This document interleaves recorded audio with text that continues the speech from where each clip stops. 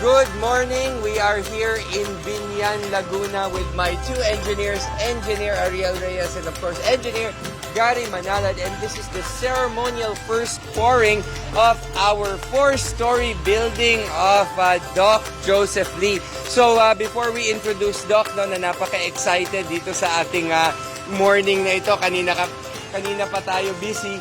Can you tell us, Engineer Ariel and Engineer Gary, kung ano ang nangyayari ngayon?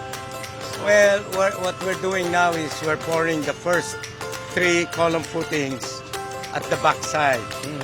And it should take about a good part of the day this afternoon to complete this process.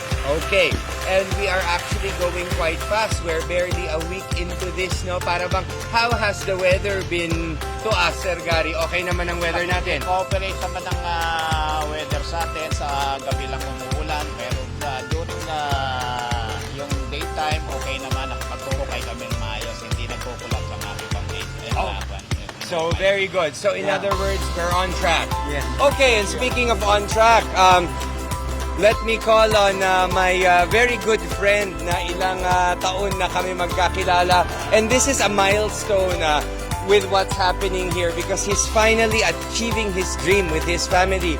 Dr. Joseph Lee, our favorite urologist and also idol ko ito eh. Milestone talaga. Milestone. Buddy, anong nararamdaman mo? We are now done with our first ceremonial pouring. So tuloy-tuloy na talaga tayo ngayon. Anong nararamdaman mo? Excited. Okay. And of course, this is a culmination of our dream.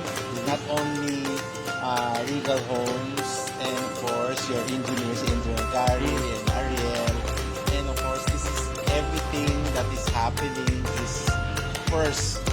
Even the ceremonial Yes. ghost lady. Oo nga. I thought nga si Engineer Gary ang magiging goat slayer, hindi pala eh. Meron siyang Meron siyang proxy. proxy associates. Associates to do this. But okay. So can you brief us what has been transpired this Yes. morning? Because of course I'm not an architect, I'm Uh-huh. an engineer. So what I only saw was the ritual and the first was you call that. Okay. So why is it so? What do we have to do? Okay, si Engineer Ariel ngayon ang sasagot niya. Well, from my vantage point, this is really not so hard a job.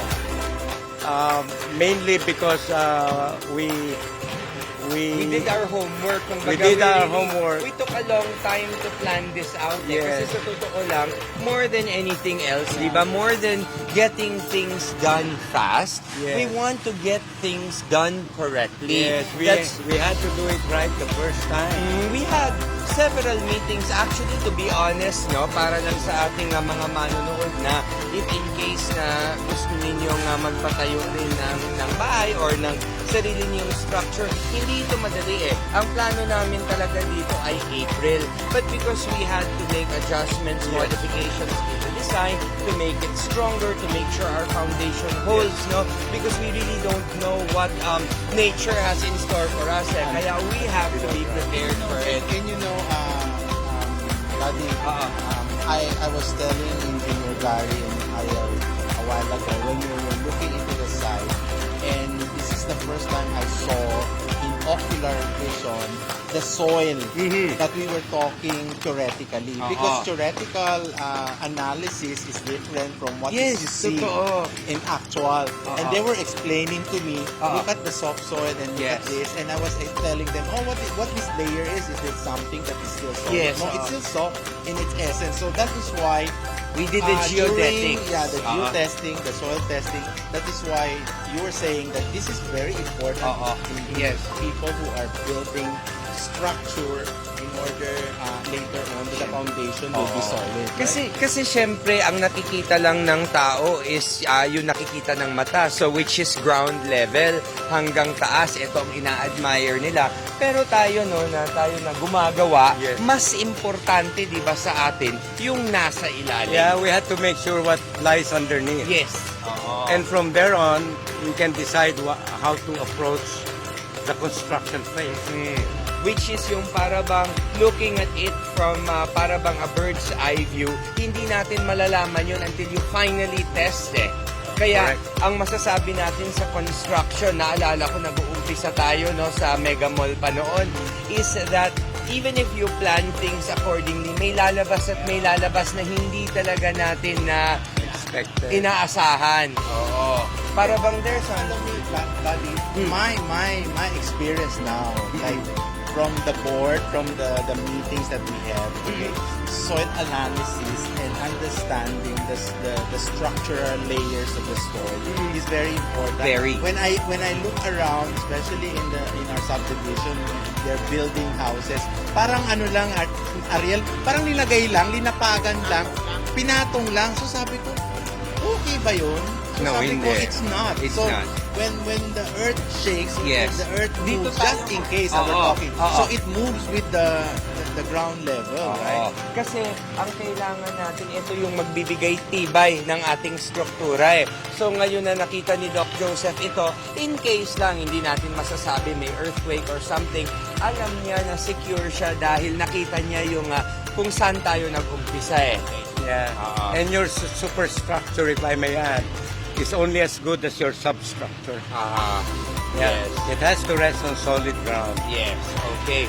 So, this is basically the start. Any final words? We will be coming back. Actually, ang maganda dito para itong bata, itong project natin, parang bata, Yes, yes. we are going to go from birth, di ba? Actually, from preconception pa dahil yung mga True. meetings natin was preconception. Yeah, and you know, buddy, I like it because we discuss.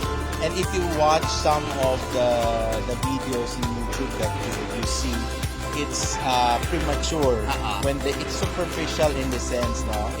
It's nice that you talk about it, what's happening, and partly we engage in communicating so that, like me, who is really naive of things like this, suddenly become very interesting. Why, you never know, I could be an engineer Yes, later of on. course. At saka actually, masarap nga ito na doktor si Doc Joseph kasi naiintindihan niya eh. Naiintindihan niya yung proseso. Yung mga iba, hindi talaga nila magigets kahit na nakikita naman nila eh. Oo, meron.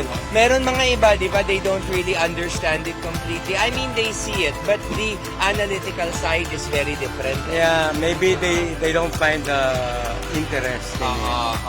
Kasi tayo, we're looking at the skeleton, the organs, the skin, the dermis, the epidermis, and all of the components, no? So, pagka tumaas na ito and we do our final episode na talagang to do a tour of the property, at least you know exactly what happened from the very start. What is nice is you do not ask a lot of questions that are gap. When I say gap, probably they might be silly. Diba? Parang sasabihin mo, Gary, Ariel, kailangan tinanong mo na in the beginning. But ngayon, alam mo yung mga ganon? Hindi, we're saying it's like, kaya pala ganyan. When I step on it, it's like this. Yes. It's solid because we know from the start what we're doing. But kasi if you're half-baked in everything, parang, bakit ganon? Ang daming why? Why?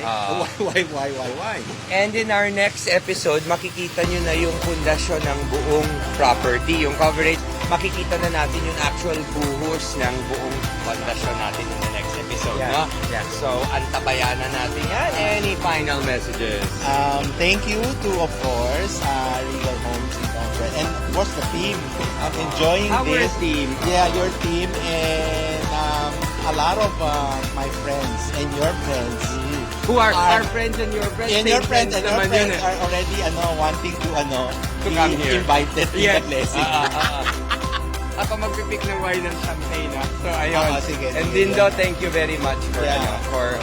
always And of being course, si Charles. for being here for us throughout the whole process. Thank you. Okay? Very Thank you excited. very much.